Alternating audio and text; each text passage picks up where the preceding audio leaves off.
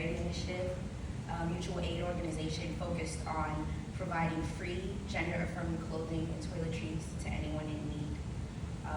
So I chose the breaking the rules for the right reasons prompt. I've never really been good at following rules, at least not ones that don't make sense to me. Growing up, I saw that a lot of rules weren't made to protect people like me. They were made to contain us. As a queer, first-generation American and a disabled veteran, I learned firsthand how systems failed people who didn't fit neatly into them. I realized early that if I wanted something different, I couldn't just follow the path laid out for me. I'd have to carve my own. At 19, I made my first real break. I left home for the Navy. My family did not approve, but staying meant sacrificing myself. The Navy was my way out, a way to have a paycheck and somewhere to live, and get away, my way forward.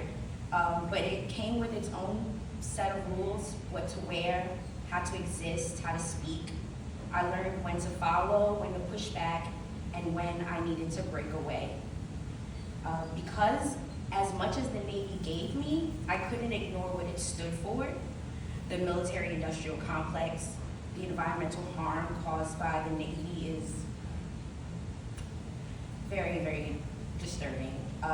The misogyny and the racism, being on a ship in the middle of the ocean and you can't get away from that kind of stuff, it changes the way you feel in this world. You have literally no escape. I left knowing I didn't just want to exist in broken systems, that I wanted to thrive in something that was better. At the same time, I was done playing by fashion's rules. In 2020, I decided that I was going to stop buying new clothes. I felt like fashion was really wasteful. I was finding really cute stuff that was used already, so it felt like I could still express myself the way I wanted to without having to buy something new. The fashion industry is really wasteful and exploitative. It harms its workers, the planet, and the people that are wearing its products. So instead of buying into that system, I started Sisters Affirming Sisterhood Project. I wasn't interested or even thinking about doing things the right way. Traditional nonprofits have barriers, applications, waiting lists, endless proof of need, but survival doesn't wait. Transgender women shouldn't have to justify what they need to anybody. No fast fashion, no gatekeeping, just creativity and purpose. Breaking the rules comes at a cost. I've gone into debt for this work. I've faced hostility from my neighbors.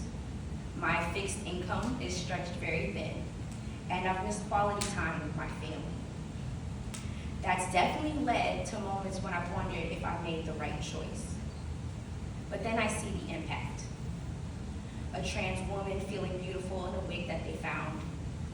Someone finding an outfit that makes them feel seen. A trans man telling me that getting a binder kept them from taking their life.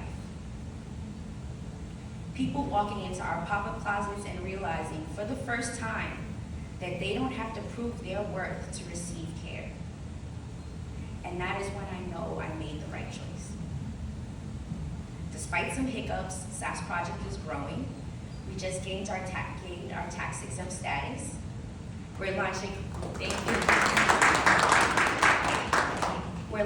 permanent closet spaces in Atlanta and San Francisco, and expanding our pop-ups to new cities.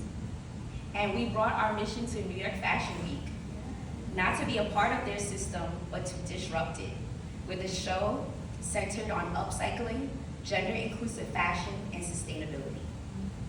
We're saving for a mobile boutique, creating a workforce training program for trans and queer people, showing that sustainable gender-affirming fashion isn't just possible, it's necessary. The rules weren't made for people like us, so we're making new ones that work for the world we actually want to live in. If I had followed the rules, I wouldn't be here. And if we keep breaking the ones that hold us back, we'll build something even bigger than we imagined.